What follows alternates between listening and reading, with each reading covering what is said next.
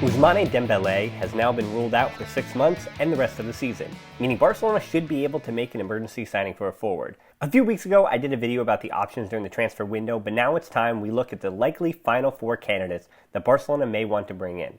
Remember, it has to be a player in Spain, and he can only play in domestic competitions, so La Liga for Barcelona. Hi, I'm Dan Hilton, and this is the Barcelona Podcast, YouTube exclusive.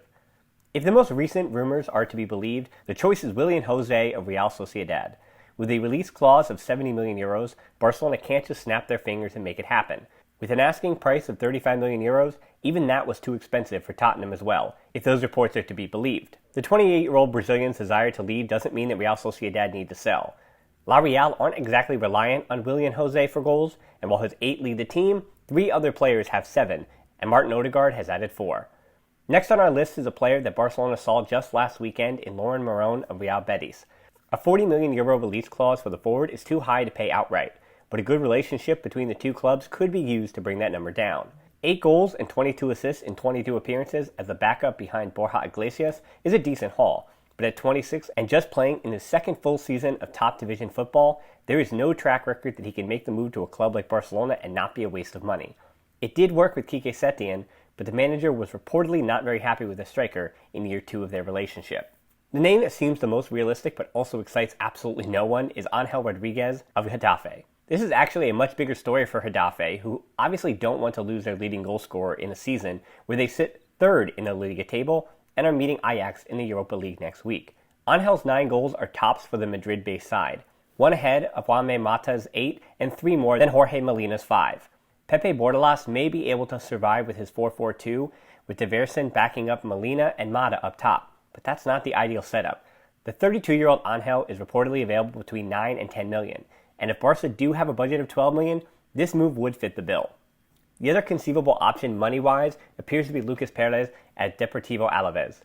Perez would be bringing his 9 goals to the Camp Nou, tied for the team lead in goals with Joselu. However, only 2 of those goals had come since November after he scored in 7 straight La Liga matches. The 31-year-old is also tied for the team lead in assists with 4, tied with old Barcelona winger Aleix Vidal.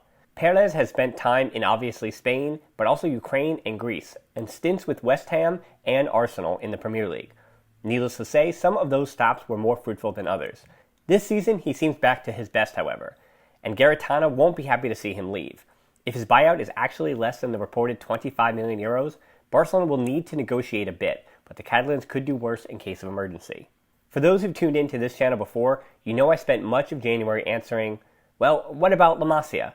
As for center forwards, Ray Minaj was brought in for Barcelona B to replace the outgoing Álvaro Ruiz and Alejandro Marquez after him. But I'm not sure a player who had 3 goals in the second division with Albacete is Barcelona's savior.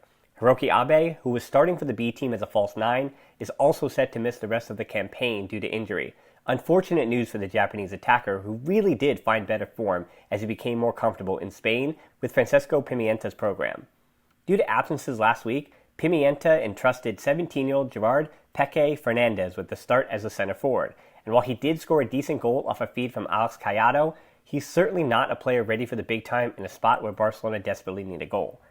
The final option, though, is no one. For all the January sales that seem to reflect a lack of spending money at the moment, maybe keeping that 10 million or so would be the better solution. Messi has been on a tear in the assist category since the new year, and with the occasional goals from Ansu Fati, Antoine Griezmann, and the rest of the team, Messi may have all the help he needs already. His apparent injury that he's playing through truly is the most worrying sign. If Messi isn't right, Barcelona may be on the wrong side of some results for the rest of the season. Maybe for some good luck, you should hit that like button and subscribe to get more content like this. And as always, until next time, Forza Barca.